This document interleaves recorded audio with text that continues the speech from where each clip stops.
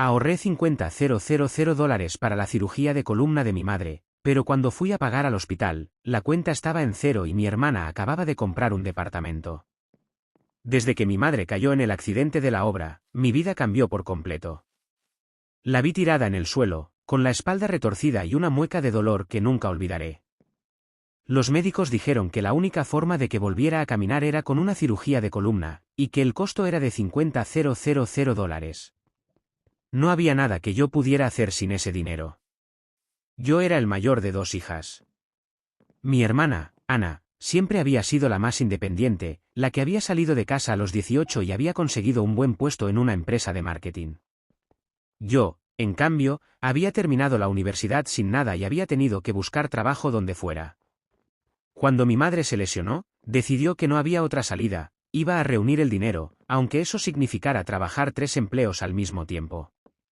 Durante los siguientes 4 años, mi rutina se volvió una máquina.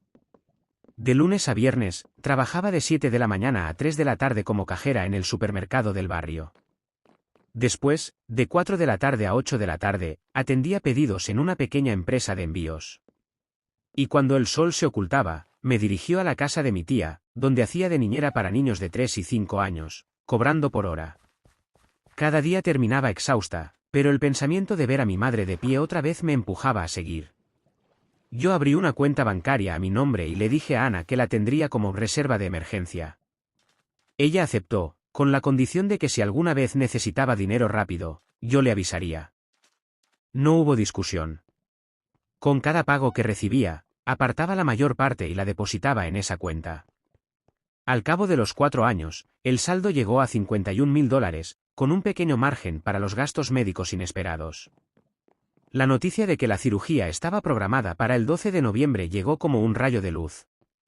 Tenía la fecha marcada, había reservado la habitación del hospital y había hablado con el cirujano, quien me aseguró que la operación era segura. Todo estaba listo. Solo faltaba el día de ir al banco y pagar. Llegó la mañana del 12 de noviembre. El cielo estaba gris, como si el tiempo quisiera acompañar el momento. Me levanté temprano, desayuné rápido y me dirigí al coche. En el camino, pensé en mi madre, en su cara cansada, en cómo había dejado de ver a sus nietos jugar en el patio, y sentí una mezcla de orgullo y tristeza. Cuando llegué al banco, la fila estaba larga, pero no me importó.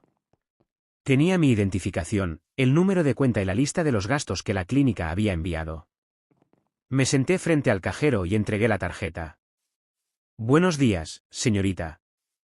¿Qué deseas hacer?», preguntó con voz monótona. «Quiero hacer una transferencia de $50.000 a la cuenta del Hospital San Miguel», respondí, intentando mantener la calma. El cajero introdujo los datos, y después de unos segundos, su pantalla mostró algo que no esperaba: saldo insuficiente. Me quedé paralizada. Volví a mirar mi pantalla, al número de cuenta, a los movimientos recientes. No había nada que explicara ese mensaje. Entonces el cajero, sin perder la sonrisa, me dijo: «Lo siento, señorita, su cuenta está en cero. No hay fondos para la transferencia». Sentí que el mundo se derrumbaba bajo mis pies. Le pedí que revisara de nuevo, que mostrara los últimos movimientos. Él lo hizo, y allí, en la pantalla, apareció una serie de retiros de $10.000 cada uno, realizadas en los últimos 30 días. Cada uno con la descripción «transferencia a cuenta propia» y el número de identificación de una entidad que yo no reconocía. Mi corazón latía con fuerza. Pregunté al cajero quién había autorizado esas transacciones. «No tengo acceso a esa información, señorita.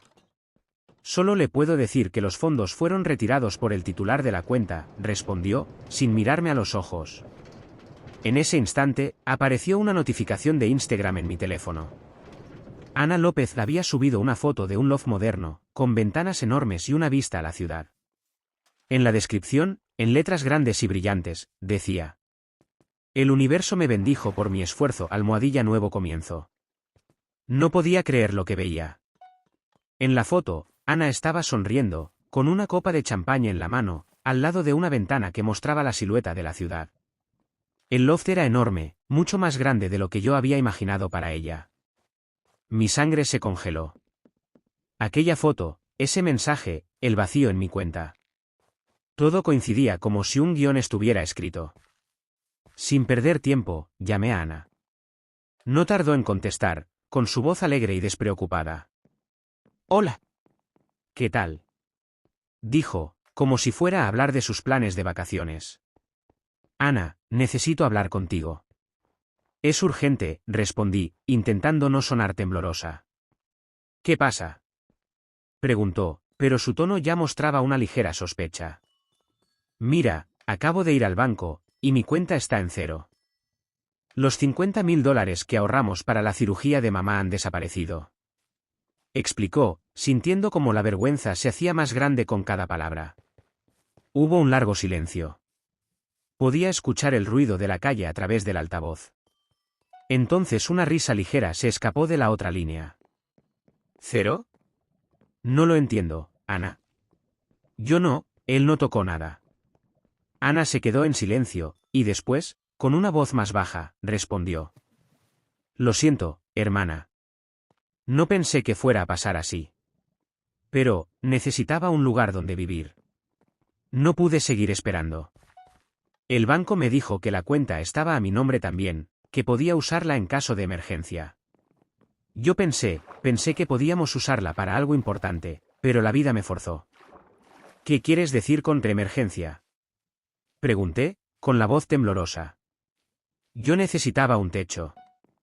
Tuve una oportunidad con un inversionista que me ofreció ese loft.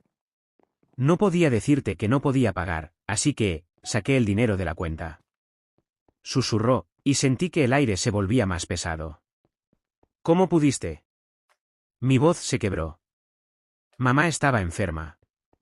Yo trabajé 3 trabajos para ahorrar. Tú, solo, envías dinero. Yo también trabajé, pero siempre estuve allí, cuidando a mamá cuando tú estabas en el trabajo. Yo no tuve tiempo para ahorrar, pero siempre estaba en casa, dando de comer, haciendo la cama, sacando la basura. Tú solo mandas dinero, pero no ves lo que hacemos en el día a día». Ana levantó la voz, y su tono empezó a sonar como una acusación. «Merecía una recompensa por eso». «Yo, no sé qué decir», respondí, sin saber si estaba hablando con mi hermana o con una extraña. «No quiero escuchar más. Te bloqueo en Instagram, en WhatsApp, y todo. No quiero saber de ti», dijo, y colgó. El silencio que quedó después de colgar fue ensordecedor. Mi teléfono seguía vibrando con notificaciones que yo no quería abrir. La culpa, la ira, la tristeza se mezclaban en un torbellino que no me dejaba respirar. Aún con el pecho apretado, corre al hospital. Cuando entré en la habitación de mi madre, la encontré sentada en la cama, con la cabeza apoyada en las manos. Sus ojos estaban rojos, y una lágrima caía lentamente por su mejilla. Al verme, intenté sonreír, pero el dolor en su rostro era inconfundible. «Mamá», comencé, con la voz quebrada. «¿Qué pasa, hija?», preguntó, sin saber que el motivo de mi tristeza era la cuenta vacía. «No, no hay dinero para la cirugía. El banco dice que está vacío», le dije, sin poder sostener la mirada. Un silencio pesado llenó la habitación. Mi madre tomó mi mano con fuerza, como si quisiera transmitirme todo su amor en ese gesto. «¿Cómo?», susurró, con la voz temblorosa. «Yo pensé que tú lo tenías todo bajo control. Yo confié en ti». No supe qué decir. El dolor de verla así, tan vulnerable, hizo que mi pecho se apretara aún más. Recordé todos los días que había trabajado, todas las noches sin dormir, todas las veces que había puesto a mi madre primero. Y ahora, todo se había ido en un día, como si nunca hubiera existido. «Mamá, lo siento», dije, con lágrimas que empezaban a humedecer mi rostro. «Voy a intentar arreglarlo». «Hija, no te culpes. Ya hice lo que pude. No quiero que sigas trabajando sin descanso. Tu salud también importa», respondió, y sus palabras, aunque dulces, sonaban a un adiós prematuro. En ese instante, comprendí que mi madre había perdido algo más que la cirugía. Había perdido la confianza en su propia familia. Y esa pérdida no se podía reparar con dinero. Esa noche, mientras el hospital estaba en silencio, me senté en la sala de espera y pensé en lo que había ocurrido. La cuenta había sido vaciada, pero ¿quién la había vaciado? Ana había admitido haber sacado el dinero, pero ¿había sido ella sola? Me senté frente al ordenador y empecé a buscar pistas. Primero revisé los extractos bancarios que el cajero había impreso. Cada retiro tenía una referencia, transferencia a cuenta propia y un número de identificación que terminaba en 347. Esa cadena parecía referirse a una cuenta de inversión. Con esa información, busqué en Internet y descubrí una empresa de inversión inmobiliaria rápida, que prometía altos retornos en pocos meses. El número de referencia coincidía con el de la empresa. Luego, revisé los mensajes de chat en mi teléfono. Encontré una conversación entre Ana y un número desconocido, fechado poco antes del primer retiro. En esa conversación, la otra parte decía: el loft está listo, envíame los fondos y lo tendrás en 48 horas. Sentí que el puño de la realidad me golpeaba. Ana había tomado el dinero de la cuenta compartida sin consultarme, y lo había usado para comprar el loft que ahora mostraba en Instagram. No había mentido al respecto, simplemente había ocultado la verdad. Pero había una parte de la historia que todavía no comprendía: ¿por qué había mencionado sobre la emergencia? Volví a leer el mensaje que Ana había escrito en Instagram: el universo me bendijo por mi esfuerzo. Esa frase me recordó una conversación que habíamos tenido años atrás, cuando discutíamos sobre quién había hecho más sacrificios. Yo siempre sentí que mi esfuerzo era mayor porque tuve que trabajar fuera de casa, mientras ella se quedaba en casa. Pero tal vez, en su mente, el esfuerzo incluía cada día que había atendido a mamá, cada hora que había dedicado a cuidar la casa, sin recibir un sueldo. La respuesta a mi pregunta, entonces, estaba en la percepción de cada una. Para mí, el dinero era la forma de demostrar amor. Para Ana, el dinero también era una forma de demostrar su valor, aunque la hubiera tomado sin preguntar. Esa diferencia de valores había creado una brecha que ahora se había hecho evidente. El día siguiente, regresó al hospital. Encontré a mi madre ya recuperada, aunque todavía con dolor. Me senté a su lado y con delicadeza, le expliqué lo que había descubierto. Mamá, habló con Ana. Ella tomó el dinero y lo usamos para comprar el loft. Lo hizo porque sentía que había sacrificado mucho cuidándote. Le dije, sin rodeos. ¿Y tú? Preguntó mi madre, con la voz temblorosa. Yo trabajé 3 trabajos para ahorrar el dinero. No lo hice por orgullo, sino porque quería que pudieras volver a caminar. Respondí, con la mirada fija en sus ojos. Mi madre sospechó y me abrazó. Sentí su calor, su cariño, y una corriente de lágrimas me recorrió la cara. Hija, no guardes rencor. El dinero ya no está, pero el amor que nos tenemos sigue. Dijo, y sus palabras fueron como una bruma que se disipaba lentamente. Después de esa conversación, decidió que necesitaba enfrentar a Ana. No quería vengarme, pero sí necesitaba que ella comprendiera el daño que había causado. Busqué su número y la llamé. Ana, ¿puedes venir a mi casa? Necesitamos hablar cara a cara. Le dije. ¿Qué? Respondió, con un tono defensivo. No más bloqueos, no más mensajes. Necesitamos resolver esto. Insistí. Después de una larga pausa, aceptó.